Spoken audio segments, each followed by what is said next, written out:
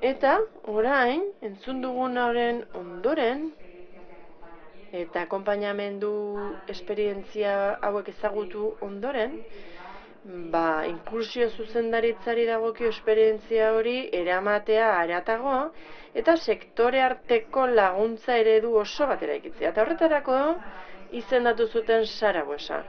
Esaten izuen bezala, Eusko Jaurlaritzan inklusiorako zuzendaritzaren buru. Gizarteratzeko politika guztia planifikatzea eta egituratzea da erronka, hain zuzen ere lanbiden garatu duen lan ildoekin lerrokatuta. Aurrera eramateko erantzunkizuna daukana, Jaurlaritzako inklusiorako zuzendaritza berritik. Buesa psikologian doktorea da, Gasteizko gizarte politiketako zuzendaria izan da, eta gero lanbidera heldu zen prestazioen eta inklusioaren zuzendaria izateko. Bere prestakuntza eta aurretik izan duen ibilbide profesionala egoera traumatikoei aurre egin behar dieten pertsonentzako laguntzarekin lotua egonda. Bereziki bikote harremanetan indarkeriari aurre egin behar dioten emakumeei laguntzen. Clara Campoamor elkartean baita Arabako delituaren biktimari laguntzeko zerbitzuan. Sara, nahi duzunean?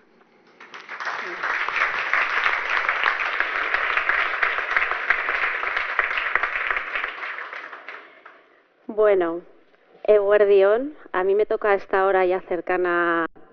Arratsaldeon, bazkal ordutik hurbil gaude eta esperientzia guztia entzun ditugu, oso esperientzia zehatz eta berazgarriak. Eta orain niri dagokit ikuspegia pixkat altxatzea eta gehiago hitz egitea vertebrazioari buruz, politiken vertebrazioari buruz eta pixkat ereduari buruz. Saia gaitezen mintzat hau. Zuei helarazten zentzu batez segimendu bat egiteko orain arte aipatu den guzti horri gainera. Entzun ditugun hitzaldiak oso ondo ulertzen ziren eta oso ondo azaldu dute zer nolakoa den lana, zer nolakoa diren ibilbide mistoak, zer den haien esentzia, nola baloratzen diren lan integral horiek. Tira, esaten nuen bezala. Nik begirada atzerat botako dut, lan prozesu osoa kontatuko dizuet, esango dizuet zein puntutan gauden orain, eta zer nolako urratsak emango ditu egon aurrerantzean lan egite jarraitzeko, hau da, eredu bat edatzen joateko, eredu hori diseinatuta ezartzen joateko, eta zertan datzan gure ereduaren proposamen hori. Lehen ideia garrantzitsua, prozesua. Ikusten dugu dena prozesua dela. Hemen askotan aipatu da prozesu hitza. Melaniak aipatzen zuen pertsonak pixkanaka urrundu egiten direla sostenguetatik. Hemen askotan aipatu dugu ibilbide horiek prozesuak direla, pertsona horien bizitzan eta pertsona profesionalak ere sartzen direla prozesu horietan. Eta eredu eraikuntza bera ere prozesu bat da. Prozesu konplexu bat. Argi dugu akonpainamendu eredu integral bat eraiki behar dugula, profesionalen, eragileen, erakunden artean, ohituta gaude pertsonen eremu desberdinetan esku hartzera, eta gure prozedurek, gure zerbitzu karterak, hortxe ditugu, baina hizkuntza partekatu bat hitz egiten hasi behar dugu, eta noski konplexua da. Bestalde, lan prozesu honek funtzionatuko badu, eraiki behar dugu oinarritik gorantz, denon adostasunarekin. Eta eraginkorrak izateko gainera, diseinu teorikoa eta aplikazio praktikoak elkarrekin joan behar dute, etengabeko harremanetan egon behar dute. Albarok azaldu digu, prozesua 2022an hasi zela prozesua, enplegagarritasunaren ikuspegi horrekin eta testuinguru ezartze horrekin, eta gero praktikara joan ginen, esperimentazioa, oinarritik eraikitzea proiektu desberdinen bitartez, eta hor bazegoen esperientzia aniztasun bat, aberasgarria zena gainera, eta hortik atera ditugu hainbat eta hainbat ikasketa. Orain, esperimentazio fase hori bukatu da, kontatu dizuete nola joan diren esperientzia zehatzak, zer nolako ikasketak baliotsuak jaso ditugun, eta orain guk egin behar duguna da hori jaso eta hori alor teorikora eraman. oinarri batzuk ezarri, hartara pixkanaka aurrera egin ahal izan dezagun ereduaren eraikuntza eta edatzean. Horixe bai da gure azken helburua. Ikusmugan duguna. Esperientzia ederra hauek ezagutu ditugu, programa pilotuak, eta bar, eta hortik balioa atera behar dugu, forma eman behar diegu, eta edatze estrategia bat garatu behar dugu. Egin duguna da, oinarrizko dokumentu batean jaso dugu, ibilbide mixtoen proposamen bat. Eta ahalik eta gehien jasotzen saiatu gara bizi ikasi partekatu den guztia. Urte hauen ondoren. Hori zaila da eta konplexua da, segurazko gauza batzuk hortxe geldituko zitzaizkigu noski, baina orain hori dena altxatu dugu, beti gora egin dugu eta gero hori altxatu dugu lantalde misto batera, inklusiorako Euskal Kontseiluaren laguntza sortu dugun lantalde batera, eta hor helburua da hortik ikastea, adostea eredu teoriko berri hori, onartu ezagun, denon artean. Eta pixkanaka proposamen bat lantzen joan behar dugu edatze hori nola egingo den pentsatzeko. Ez dugu hor geratu behar ordea. Diseinuak partekatua izan behar du, praktikatik ezin dugu urrundu. Kalearekin harremanetan egon behar dugu etengabe. Hau da, hor, alderdi teorikoa landu behar dugu gogor, eredua diseinatu bai, baina beti mantendu nahi dugu esperimentazio parte hori. Eta ereduan ere hori ari gara proposatzen. Esperimentazioan gauza praktikoak egiten ditugu, benetan ikusteko eredu horrik funtzionatzen ote duen. Eta musika ere entzun dugu, nola funtzionatzen duten proiektuek, eta partitura bat marrazten joan gara. Hori findu behar dugu eta gero orkestari eman behar dio guri ikusteko musika berri horrek zein soinu edo doinu duen. Beraz, ari gara sistematizaziorantz hurbiltzen pixkanaka ikasketak ahaztu gabe. Eta nik hemen gai batzuk azpimarratu nahiko nituzke. Oso garrantzitsuak izan baitira ereduaren proposamenean, oraintxe aipatuko ditugun gaiak dira. Proposatzen ari garena noski, esperimentatu eta ikasi denarekin lotuta dagoelako noski. Hasteko, gure eredua oinarritzen da lidergo eta erantzunkizun publikoan. Gu badugu legezko agindu bat, eta horrek eskatzen digu lan egitea pertsonentzako arreta pertsonalizatu hori hobetzeko. Akonpainamendu intersekzionaleko eredu hori sortu da hobetzera.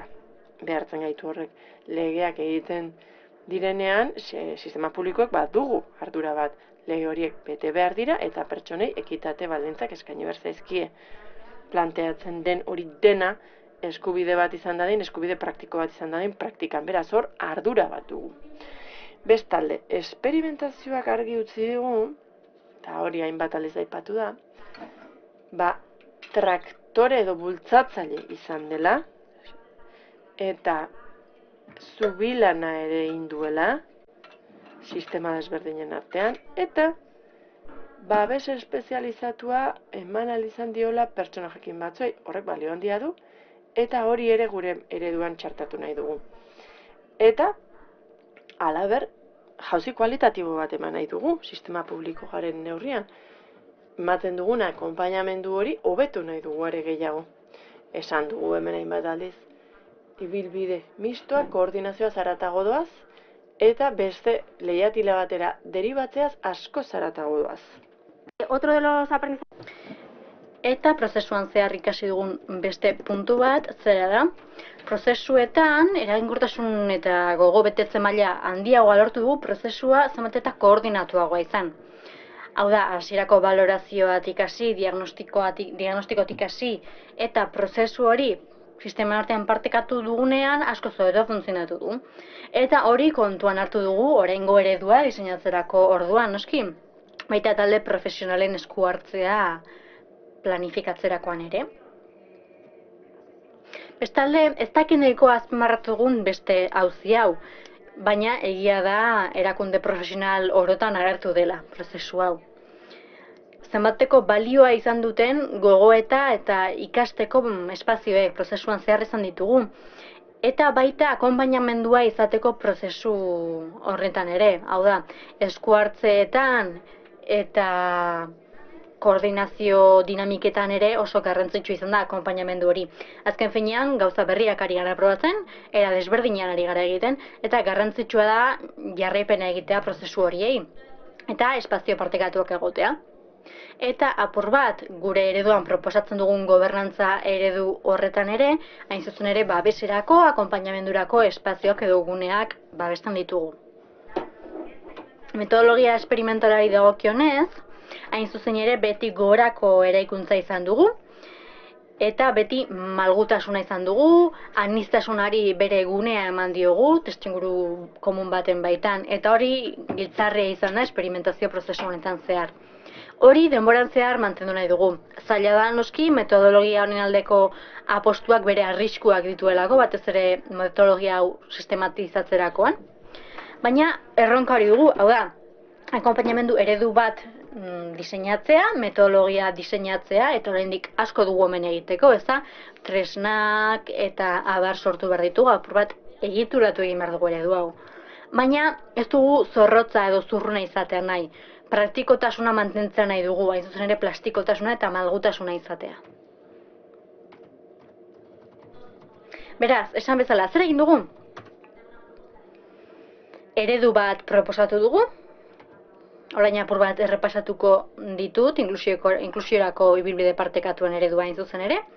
Beraz, ibilbide partekatuen definizioa gordetzen du, inplikatutako sistemak ere bai, figura profesionalak, modalitateak, laguntza eta esku hartze motak, ibilbidearen faseak eta koordinazio eta kudeak eta egitura.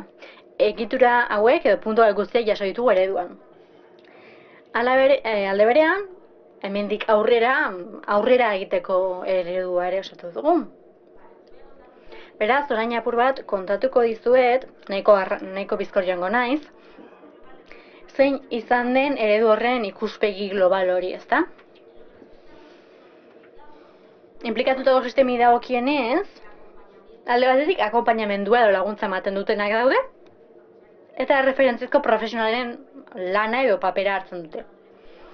Adibidez, enpleguko orientabidea emateko edo prestakuntza emateko, gizarte arloan ere, gizarte zerbitzuetako profesionalak, osasungintzan, hain zuzen ere, medikuak, erizainak, irakasleak eta abar.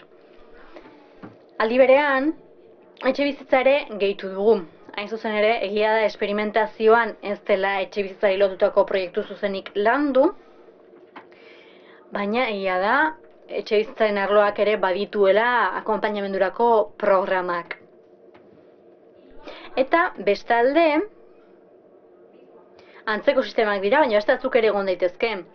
Hau da, akonpainamendu funtzio hori betetzen ez duten arren, beste nolabaiteko zerbitzuak eta prestazioak eskaintzen dituzte. Aipatutako sistema guztiak sartzen dira hemen, bigarren atal honetan, eta baita justizia, garraioak eta hainbesteren arloko erakundeak edo sistemak ere. Ze sistemak aktibatzen dira? Beharren eta diagnostikoaren arabera noski.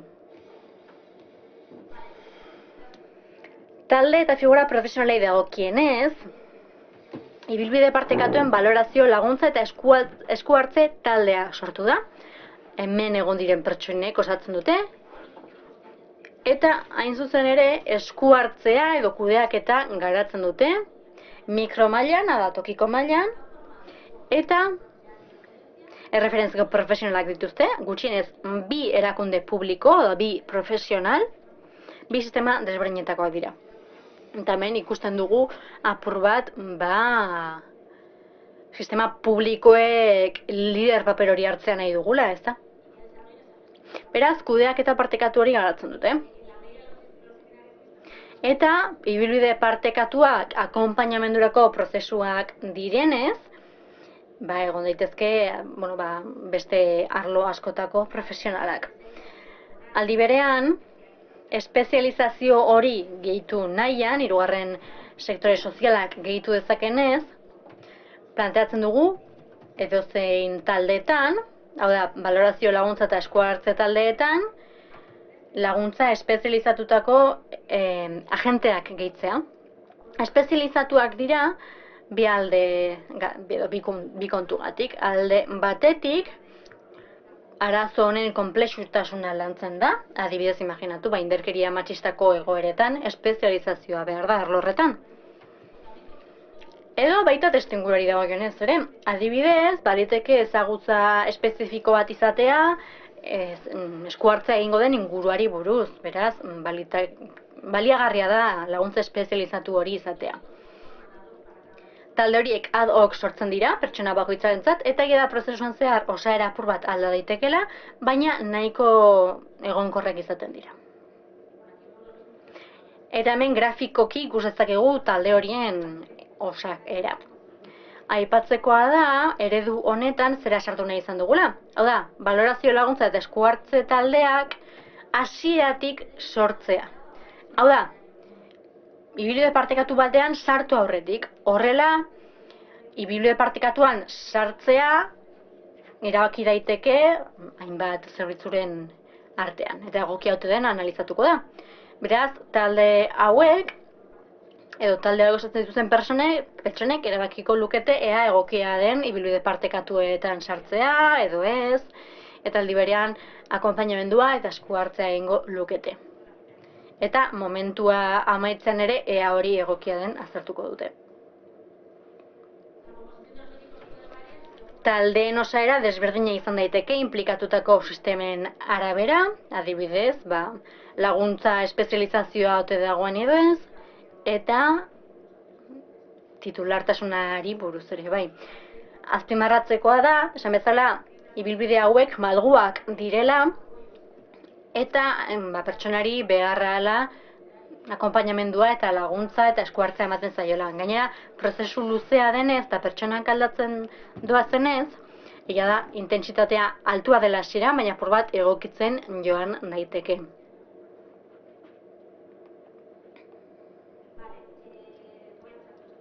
Hau nahiko azkar pasako dut, apur bat azaltzeko, ibilbide partekatuetara sartzeko, hainbat kontutan zentratuko gara. Alde batetik lehen aldiz sartzen diren pertsonak egon daitezke, agian lanbidetik igo direlako, baliteke erabiltzaileak izatea hasieratik, baina jakin batean premia hori nabaritzea, ez da, agian ibilbide partekatu bat behar izateko premia hori. Edo bestalde, baliteke agian hirugarren sektore sozialeko erabiltzaileak izatea, eta orduan ere aztertuko da ea baliagarria den ibilbide partekatuetara sartzea.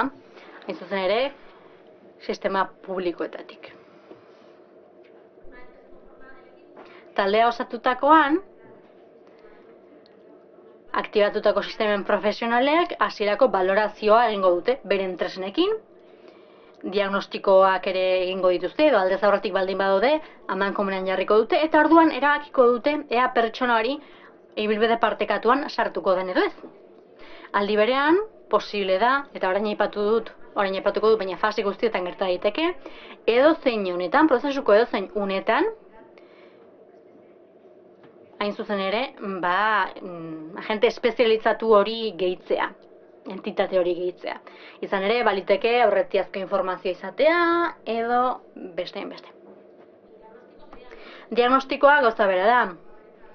Sistema bakoitzak aldez aurretik duen diagnostikoaren arabera, eta noski informazioa partekatuz, dialogoa eginez, kasu horren diagnostiko zehatza egingo da, eta alderdi garrantzitsuak hartuko dira kontuan, bai lan kontuak, bai alde pertsonala.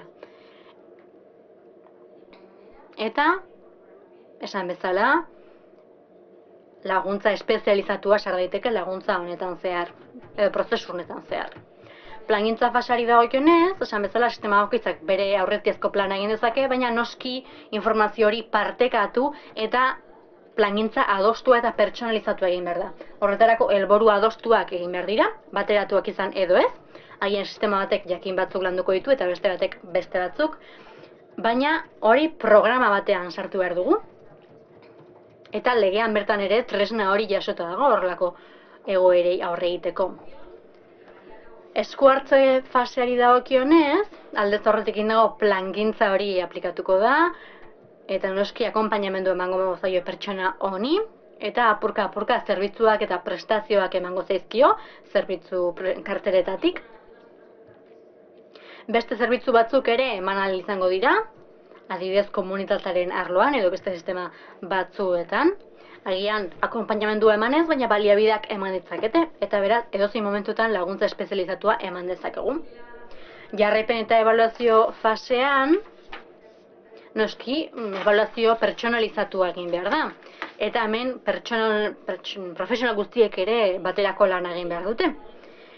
Horretarako, jarraipen eta ebaluazio adierazleak erabili behar dira, kasu honetan kuantitatiboak edo kualitatiboak, noski, eta esan bezala prozesuan zehar laguntza espezializatu eman daiteke, bai eta fase honetan ere. Gauza bat ez dut aipatu, baina garrantzitsua da.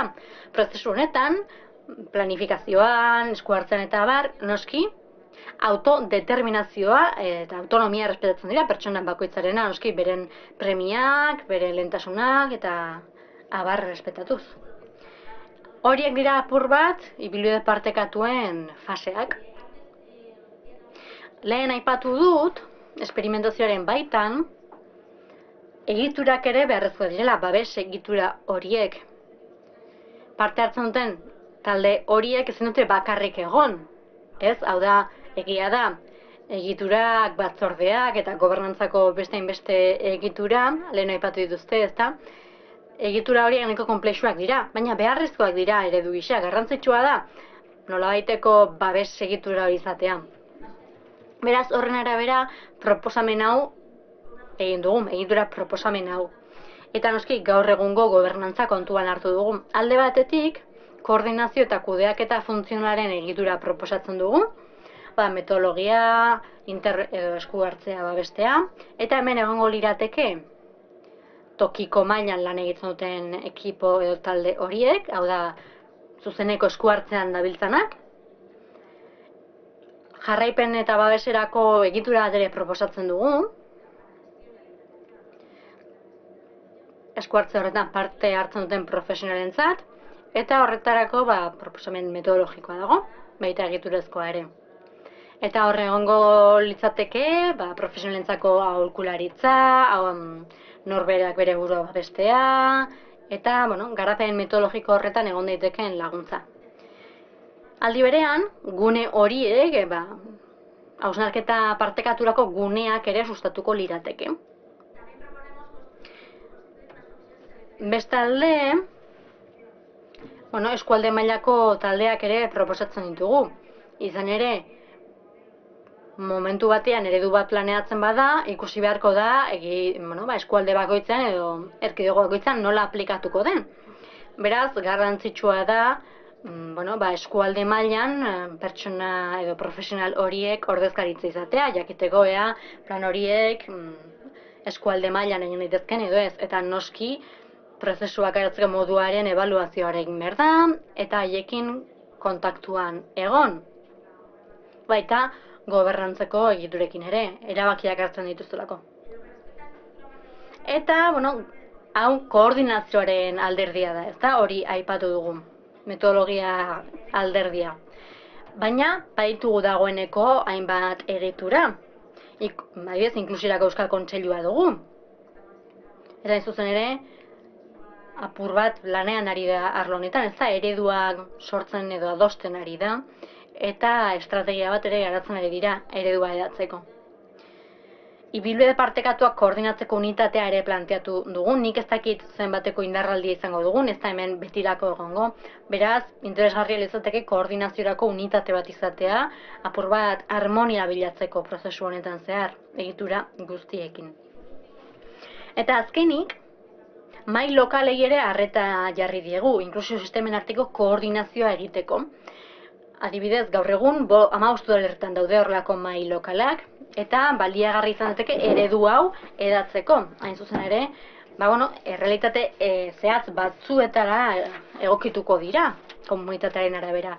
Eta beraz hori izango litzateke haien lana.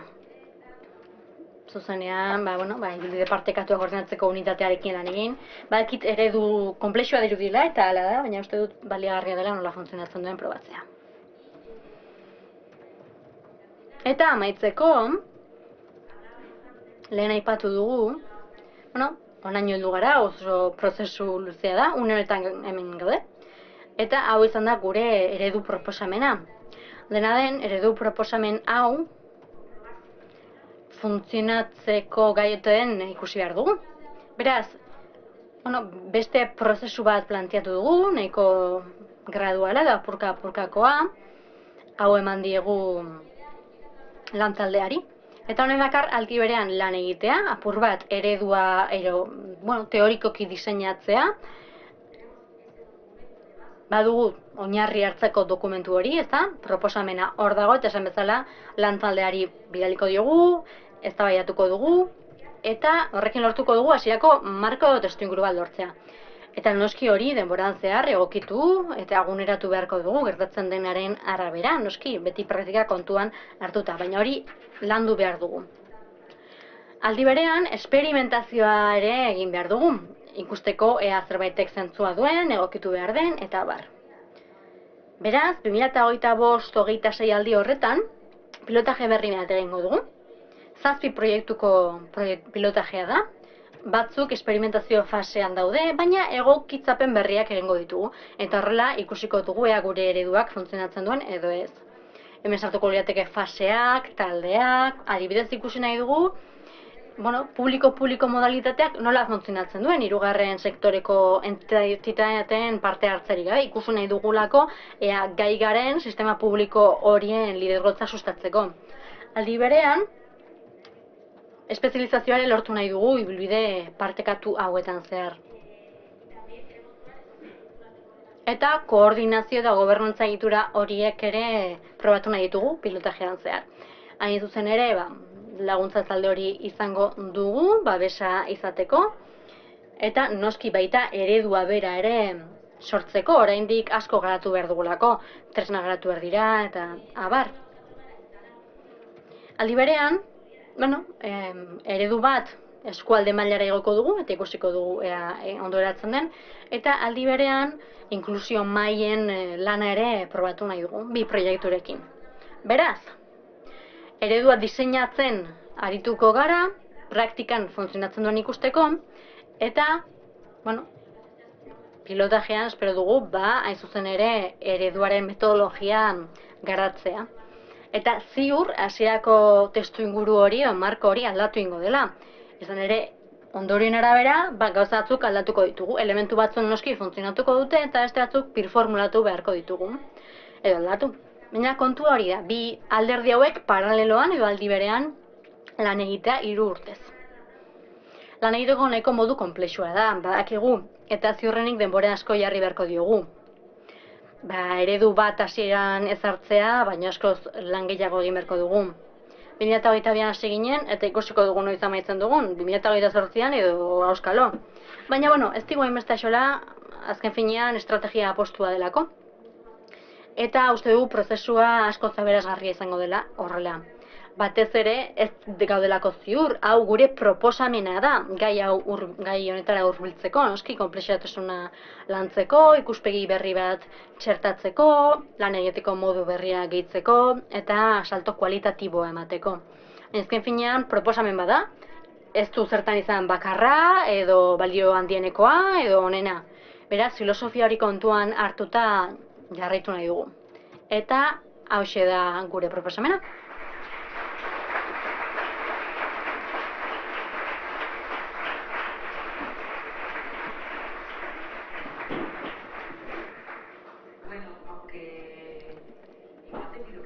Agian gelditzeko eskatuko dizut, baliatuko dugu tarte hau, batez ere bloken buruzko galderak dauden ikusteko, izan ere ez digu galderarik egin Albarori, ez zuri, ez mai inguruko pertsonei. Eta, behian dugu bazkaltzeko aukera, eta 10 minutu hartuko ditu, nik uste dut norbaitek galderaren bat egin nahi badu, entzun dugun guztiari buruz, hain zuzen ere ibilbide partekatuei buruz, orain egin beharko litzateke galdera hori. Mikrofonoak ditugu, beraz, mikrofonoa pasa dietzaiokegu parte hartzaile bati, nahi bezu eseri edo hor geratu nahi bezala. Eta esan bezala, ez, nik uste dut, Sarak erantzun behar duela, Sarari emango dugu mikrofonoa. Gainera uste dut guztiok mikrofonoa duzuela, beraz, arazorik gabe, agian batzu mikrofonoak dute beroagatik edo, baina norbaitek zalantzarik badu, orain bigarren bloke honetan hitz egin dugunari buruz, 2 ordu hauetan, orain da galderak egiteko unea, zalantzak, ekarpenak, eta abar egitekoa. Ziur bakoitzak bere esperientzia duela, beraz, orain da galdera hauek egiteko tartea, eta ni isiltzeko, noski. Beraz, badago galderarik edo norbait animatzen da galderaren bat, ekarpenen bat egitera? Bai, hemen mesedez, eta gero Fernando. Ai, esa mujer. Uy. Hola, buenas. Kaixo, arratsaldeon. Koordinazioaren gaiari buruz, hau da, entitate eta jente horien koordinazioari buruz, esan beharra dago ni orientatzailea naizela lanbiden. Eta, uste dut falta dela apur bat interoperabilitate hori, ez da, diputazioarena. Eta baitzaldean ez ere. Izan ere, aipatzen ari bagara, koordinatu behar garela. Eta errazagoa izan behar duela guretzat lan egitea, uste dut sistema guztiok gai izan beharko ginatekela besteen informazioa lortzeko, prozesu hori bizkorragoa eta erraxagoa izateko. Orokorrean, ez dizut zuri izaten, Sara? Bai, agian zuk apur bat gehiago esan dezakezu. Bai, hain zuzen ere, aipatutako ikasgaietako bada, tresnak ekonomizatzea, ez da, eta informaziorako sistemak sortzea. Apur bat etxean ibiltzeko kontuak erabilitugu, ez da? Bai, informazioa partekatu dugu, borondate hori izan dugulako, baina hasieran ez genuen zuzenean eredu itxi bat ezarri nahi. Hain zuzen ere, esperimentatzen arekin gelako. Baina nik uste dut, bai, ibilbide hori egin behar dugula, noski. Eredua kontsolidatu ahala, tresnak garatu beharko ditugu. Zerbait esan izan nuen, ez da? Bai, aipatu dugu. Hain zuzen ere, ikasi dugun kontuetako bat hori zen tresnak ezartzekoa, baina badakigu zer zaila den hori. Egon dira saiakerak, gari batean tresnak partekatzeko asmoa zegoen, diputazioen, gizarte zerbitzuen, enplegu sistemaren artean. Eta sistema horiek jarri direnean, Sarak esan bezala, bai azkarragoa izan daiteke goitik bera egitea. Hau da tresna eta kito, baina horrek praktikan ez du balio. Beraz, betik gorako prozesu horren helburua hori da, hain zuzen ere. Eta jente edo eragile guztiek parte hartzea eta zehaztea. Zer behar dugu? Implikatutako eragile guztiok ados bagaude zer behar dugun, errazagoa izango da gure erakundeetan tresna komun horiek erabiltzea. Gainera bizkorrak izan behar dute, hori da egin dugun edo ikasi dugun kontuetako bat. Bizkorrak izan behar dute, likidoak izan behar dute eta aukera hori eman behar dute, ezta? Ikuspegi zabalagoa eta integralagoa izatea. Eta horretarako noski, ongizate sistemaren hainbat eragile kontuan hartu behar dira.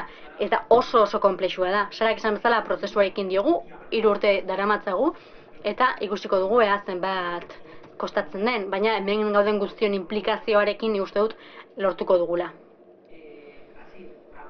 Bai, Alfonso.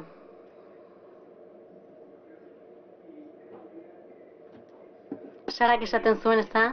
Bai, badakit ahots ondo entzuten zizura, baina mikrofon hartu mesedez. Bai, Sarak esan du, diru-sarrerak bermatzeko legea dugula, baita enpleguarena ere, eta hain zuzen ere garrantzitsuak dira guretzat. Eta Euskal Enplegu legea ezartzerakoan hor tresna komun batzuk daude. Adibidez, lan historial bakana, eta horrek esan nahi du, guztio badakigu zer akats egin ditugun denboran zehar, eta garrantzitsua da hain zuzen ere interoperabilitate hori ahalbidetuko digun sistema lortzea. Hau garrantzitsua da noski, baina inklusio sistema zaratago enplegu sisteman ere garrantzia izan behar du. Izan ere lan egiteko modu bada sistema berarena. Beraz, nik uste dut bide horretan gabiltzala. Hitza emango diot Fernandori, ez kezkatu nik emango diot gertuago nago eta. Bai, Sara, jakingo bazenu goiz honetan, beste bi tokitan, Euskadiko beste bi tokitan,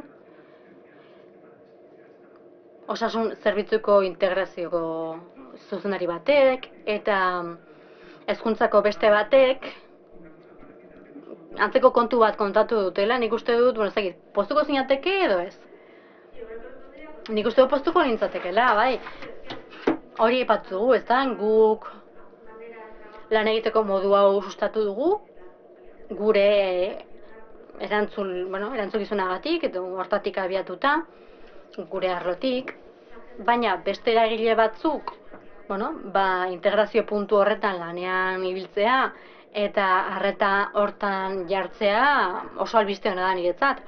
Bai, egia da, apurrat koordinatu beharko dugula, eta dena nola adostu, ez da? Baina, bai, postekoa da. Ziur beste hainbat ekimen garatzen ari direla. Bai, mikrofonoa mesedez. 3 minutu ditugu, beraz, azken galdera egingo dugu.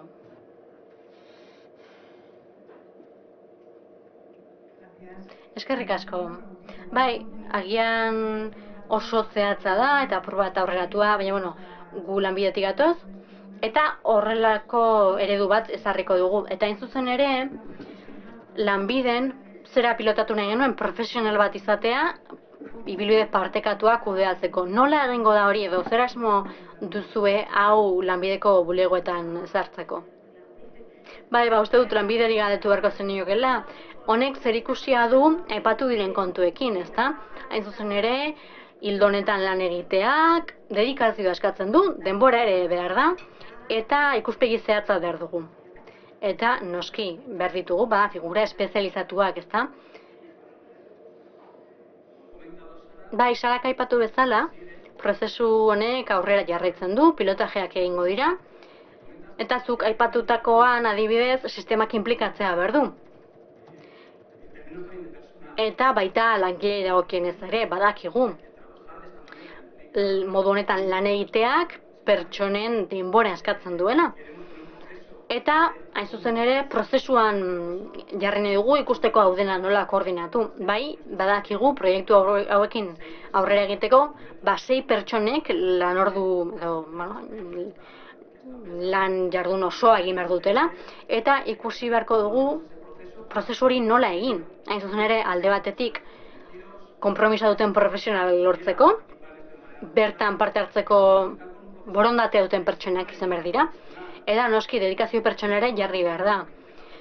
Eta pertsonen implikaziorik gabe honek ez du funtzionatuko. Beraz, lanbideren baitan, aipatu dugu zuzendaritzaren bilera batean, ez da figura horiek behar ditugu.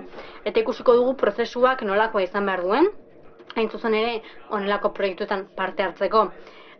Une honetan, esperimentalak dira, oraindik ez dugulako eredu hau sortu. Eta ikusi beharko dugu pertsona horiek nola hautatu. Dena den, badakigu ofizina batera pertsona batera ematen badugu, bulego batera eramaten badugu, norbaitek hartu beharko duela lanbidean egiten den lan hori, ez da soilik ibilbide partekatuak, beraz ikusiko dugu behar horiek nola kombinatu, agian langileak beharko dira, edo, jardunaldi erdia izango dira agian, beraz, gai praktikoagoak izan beharko dira, baina une honetan ari gara pentsatzen prozesu hori nolakoa izango den, erabakitzeko zer pertsonak hartuko duten parte lanbidetik. Izan ere uste dut argi geratu dela, lanbidek bai edo bai egon behar duela proiektu hauetan. Orain arte, egia da enplegu sistemak parte hartzen zuela, baina lanbidek ez beti. Eta beraz, ereduaren ondorioetako bat da, hain zuzen ere lanbidek eta erreferentziazko profesionalek bertan parte hartu behar dutela. Beraz, ikusi beharko dugu nola egin. Bai, Uxuek mikrofona eskatu eta Pilarrek ere bai. Bai, akonpainamenduko eredua orain pilotatzen ari gara, baina hemen jarraituko du eredu honek. Eta lanbideren baitan eredu hori pilotatu beharko dugu esku hartzetarako programa hori gure langileekin. Lanbideko langileekin nahi zuzen. Mikrofonoa pasako diozue, bai, eskerrik asko teknikari, mesedez, apur bat erotzen ari garelako, baina eskerrik asko. Bai, nik esan nahi nuen, egia dela, oso lan desberdina dela, ez da bulegoko lana, baina baina ez gaude bakarrik, eta eskerrik asko benetan inklusioko taldeari, Uxue, Aintzane, guztioi. Izan ere, zerbait gertatua da, edo zalantzarik baduzu, haiek beti egon dira bertan lanean. Beraz, benetan, animatzen zaituztet, oso esperientzia polita delako. Tira, Sara, txalo bere bat.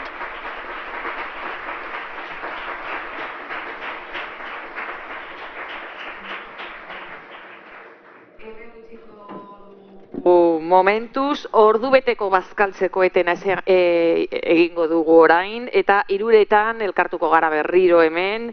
Beste 2 eztabaida mahai utzi ditugu arratsaldeko saiorako. A las 3 aquí de... 3:00 hemen, mesedez.